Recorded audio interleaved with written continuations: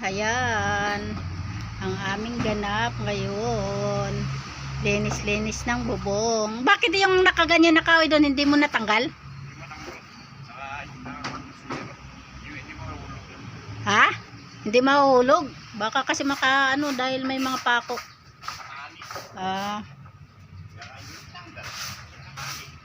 Malay ko, alam mo naman. Siya umakyat ngayon. 2 sako. Dami. Ayan pa nga nakasiksik dyan. Oh. Kaya, dito sa ilalim. Ayan oh. Dyan dito sa ilalim nakasiksik. Mga dahon. Kaya napunta doon sa kuwang kesame. Dyan dumadaan yung pusa eh. Ha? Bakit? Eh, ringkuan naman yan, mga tuyo na. Hindi, yung nandoon. Yung banda doon sa may tindahan, mga tuyo na yun ay. Mga matitigas na nga. Mawawala rin pa doon. Hindi, kasi para malinis. Mungaw ka man. Ay sayad talaga ang naglilinis oh. Ang daming reklamo.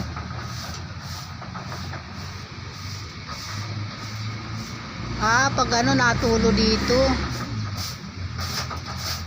ay bad yan ay kailangan eh kakabasa.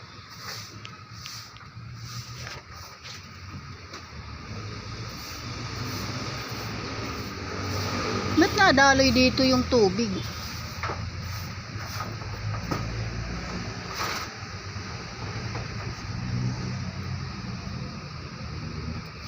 Nadaloy. Nadaloy yung tubig. Ayan. Tingnan mo yung aking mga pananim. Taas na nila. Oh. Yan yung bahay ko. Ching lang. Bahay ng kasamilan inang Kinibiya. To. Ngayon, ang tatabanan niya oh. Tatabanan niya, sana dumami ang kanyang bunga para makapag-share naman tayo sa ating mga neighborhood. Yan.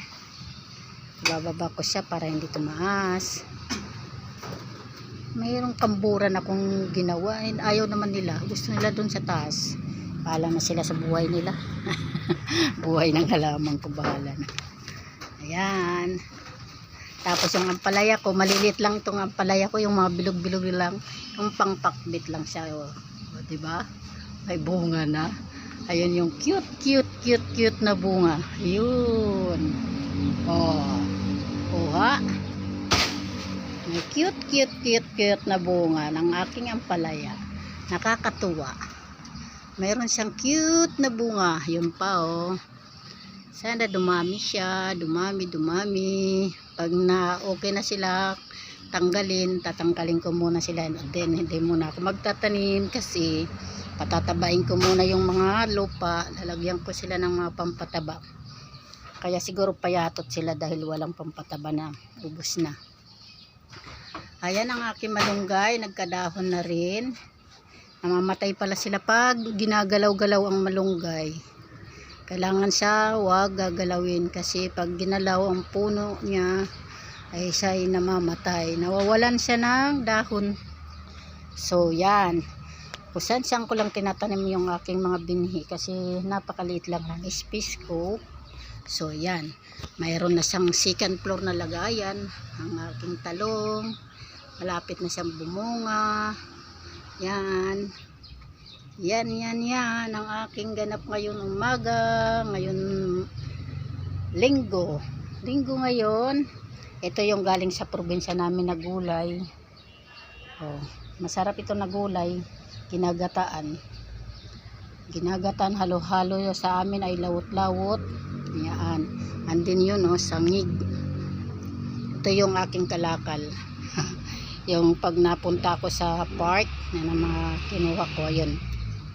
Ngayon binabalatan ng asawa ko siya. Siya ang tagabalat minsan. Yun. Yan ang ganap ko ngayon. Umagang ito. Ayan na oh. Tinagay na sa baba yung mga dahon. Hindi ko siya itatapon. Ilalagay ko lang sa doon. Sa dulo ng amin yard. Ayan oh. Doon. Doon ko siya ilalagay ito. Tapos didilig-diligan ko siya habang hanggang siya ay madurog na. Tapos itatransfer ko siya sa mga paso. Kaya yung mga paso ko ngayon, pag natanggal na yung mga halaman ko, magkaroon na ng bunga, o tatanggalin ko yan. Ayun yung kuwan, ayun o yung pako. Ay ano, martelyo. Yan. Nilalagyan ko siya ng mga pangpataba muna bago ko taniman ulit. Ayusin ko siya ngayon bago mag tag-ulan.